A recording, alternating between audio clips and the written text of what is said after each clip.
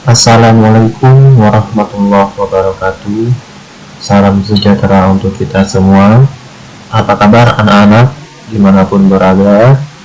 Berjumpa lagi dengan Bapak kali ini dalam pertemuan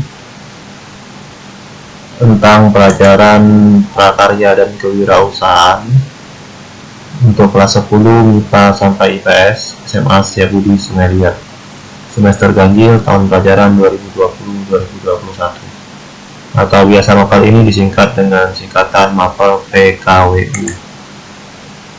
Adapun aspek yang kita bahas yaitu aspek kerajinan dengan inspirasi budaya lokal non-benda oleh Bapak sendiri, yaitu Bapak Gulam Siti Octaviansah. Oke, untuk lebih lanjut, mari anak-anak silakan simak materi video ini beserta penjelasannya yang akan Bapak sampaikan ya, berupa slide-slide berikut ini. Silakan simak. Yang pertama yaitu kompetensi dasar pada pertemuan kali ini atau pelajaran kali ini, yaitu kompetensi dasar 3.2, memahami perencanaan usaha kerajinan dengan inspirasi budaya lokal non-benda, misalnya cerita rakyat, mitos, simbol, tarian, pantun, dan upacara adat, yang meliputi ide dan peluang usaha, sumber daya, administrasi, dan pemasaran. Adapun tujuan pembelajarannya, pertama, mengidentifikasi berbagai ide, sumber daya, dan peluang usaha yang ada di sekitar berdasarkan inspirasi budaya lokal non-benda. Memahami komponen perencanaan usaha berdasarkan inspirasi budaya lokal non-benda. Memahami langkah-langkah penyusunan perencanaan usaha berdasarkan inspirasi budaya lokal non-benda. Sebagai pendahuluan, anak-anak harus tahu itu apa pengertian kerajinan. Kerajinan adalah dapat dipahami sebagai produk yang menuntut keterampilan tangan. Produk kerajinan yaitu produk yang dihasilkan melalui keterampilan tangan dan keterampilan berpikir dalam mengolah suatu bahan atau material sehingga menghasilkan estetika atau keindahan sekaligus fungsi tertentu. Jadi pada prakarya kali ini kita menggunakan aspek kerajinan, dan nantinya aspek kerajinan ini akan kita buat perencanaan untuk memproduksi suatu wirausaha. Baik, sebagai materi awal, perencanaan usaha kerajinan inspirasi budaya non-benda. Di sini ada dua, ya kan? Ada beberapa yang akan Bapak bahas ya, ada dua.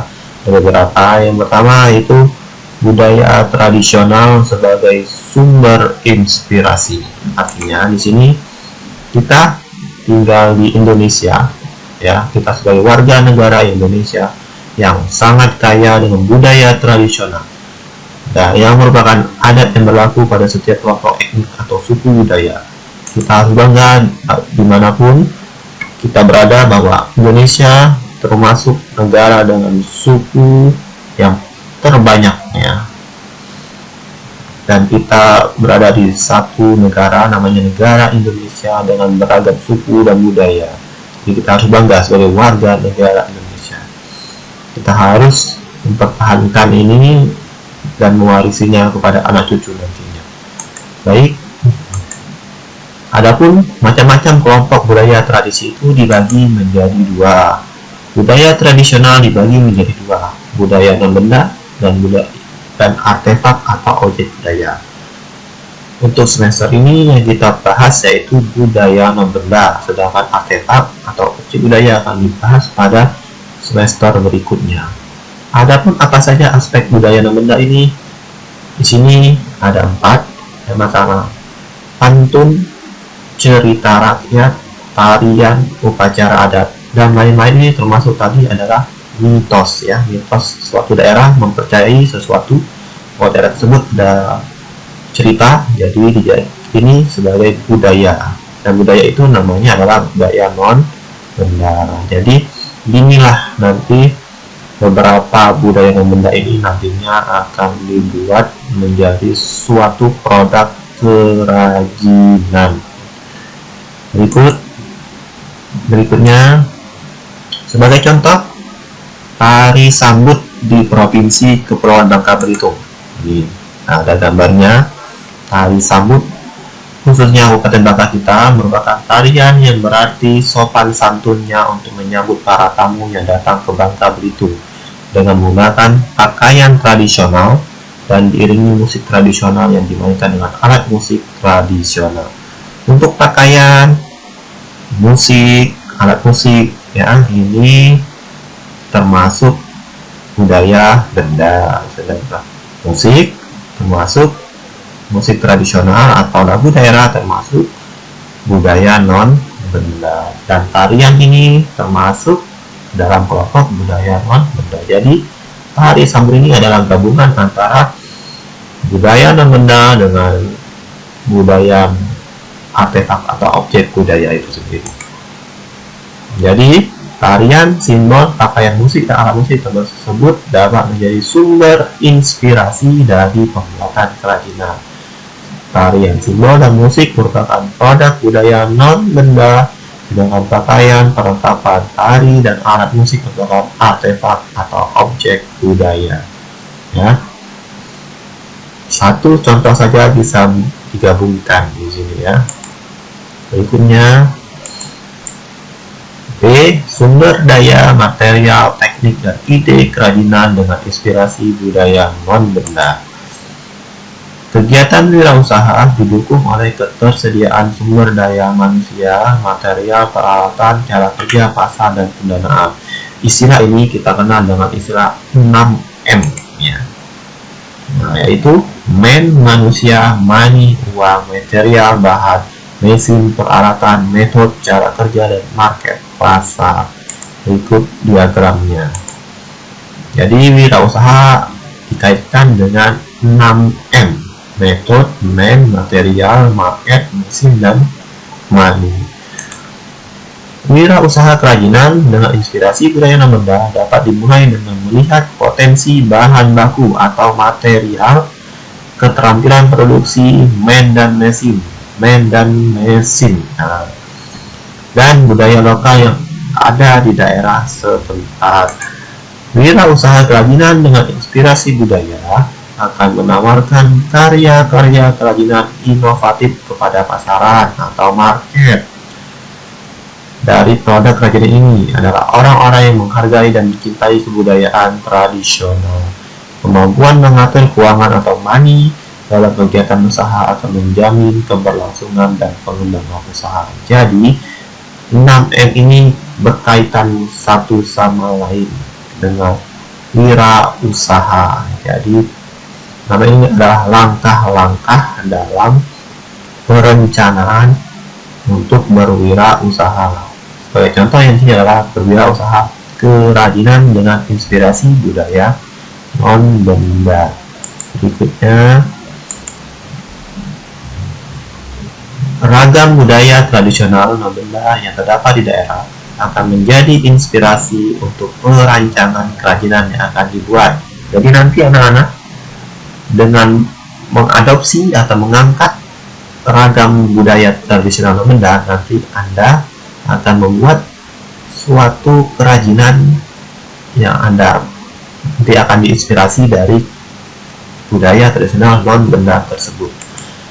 Perancangan kerajinan juga harus mempertimbangkan ketersediaan material atau bahan baku dan keterampilan produksi yang terdapat di daerah sekitar. Jadi juga harus memiliki perencanaan bahan bakunya sesuai dengan daerah sekitar. Untuk itu dapat dilakukan pencarian informasi tentang ragam jenis material khas daerah yang dapat digunakan untuk kerajinan, serta perajin yang membuat kerajinan di daerah setempat. Jadi dengan ragam budaya tradisional non-benda, kita buat suatu perencanaan kerajinan dengan memanfaatkan material khas daerah setempat. Sebagai contoh di sini ada beberapa macam ragam material alam. Di sini kalau kita tinggal di pantai biasanya memanfaatkan hasil laut. Contohnya sini adalah kulit kerang. Tinggal di daerah perkebunan banyak jagung, berarti tidak memakan materialnya kulit jagung. Daerah agak sedikit ke kota kita memakan yaitu kayu bekas ya. Itulah anak-anak penjelasannya singkat ya. Sebagai evaluasi atau penugasan, silakan isi tabel di bawah ini ya, dengan cara mencari tahu melalui informasi baik buku, internet ataupun seniman tentang budaya non-benda, pantun, cerita rakyat, tarian, acara adat, dan lain-lain yang ada di sekitar daerahmu, khususnya provinsi kita sendiri, yaitu Kepulauan Bangka Belitung. Ya, jadi misalnya di sini pantun dengan judul apa, penjelasan singkatnya tentang apa, cerita rakyat judulnya apa, penjelasan singkatnya tentang apa, dan seterusnya ya. Sebagai petunjuk, soal dan jawaban ditulis di buku atau kertas, tulis nama lengkap, tanggal pengerjaan serta kelas masing-masing, difoto serta diupload ke alamat email berikut, yaitu seperti biasa bulanbio.pkwu@gmail.com.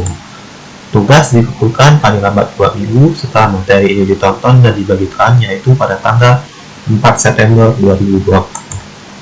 Bersifat wajib karena termasuk penilaian yang akan direkap selama 1 semester nantinya, termasuk juga pertemuan yang pertama kemarin yang belum mengerjakan Bapak tunggu ya. Jangan lupa nanti isi absensi kehadiran yang dibagikan melalui grup kelas mapel PKW masing-masing via Google Form ya. Baik anak-anak, sekian dan terima kasih. Mudah-mudahan sedikit penjelasan ini bermanfaat untuk Anda, Bapak, dan semuanya. Semoga kita dalam keadaan sehat walafiat. Kita berjumpa lagi dalam pertemuan selanjutnya. Ada pertanyaan kurang jelas, silakan bertanya di grup kelas mapel PKW masing-masing ataupun via WA Bapak sendiri. Atas perhatian dan kerjasamanya, Bapak ucapkan terima kasih. Assalamualaikum warahmatullahi wabarakatuh. Salam sejahtera untuk kita semua.